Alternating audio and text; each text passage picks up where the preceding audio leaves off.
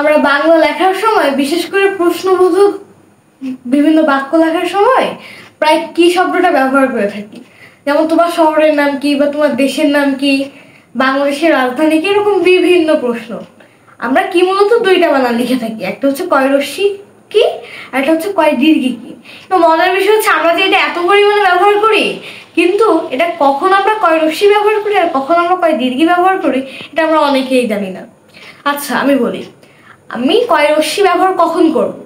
আমি সাপোজ একটা প্রশ্ন করব, সেই প্রশ্নটির অ্যান্সার যদি বা উত্তর যদি আমি হ্যাঁ বা না এই মাত্র এই দুইটা ওয়ার্ডেই বা শব্দটা আমি যদি সম্পূর্ণ করতে পারি, অ্যান্সারটা সম্পূর্ণভাবে হ্যাঁ বা না আর ইয়েস অর নো এই দুইটা ওয়ার্ডে প্রকাশ পাই, তাহলে আমি সেক্ষেত্রে কয় রশ্মি ক এটা ব্যবহার করব।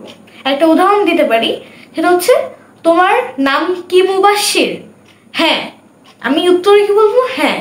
এক্ষেত্রে কিন্তু আমার পুরো অ্যান্সারটাই প্রকাশ পাচ্ছে, তোমার নাম কি মুবাশশির এই ক্ষেত্রে।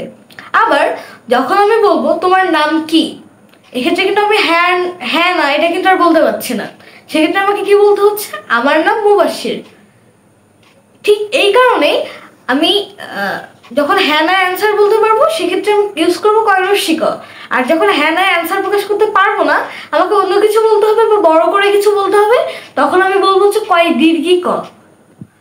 ঠিক এরকম এরকম বিভিন্ন তথ্য আমরা অনেক সময় ব্যবহার করে থাকি, কিন্তু আমরা জানিই না যে সেটা আসলে কেমন ব্যবহৃত হয় বা কিভাবে বসে বা আসলে এর ব্যবহারটা কি। এরকম মজার মজার জিনিস কিন্তু আমরা প্রায় শিখতে পারি বিভিন্ন মাধ্যম থেকে।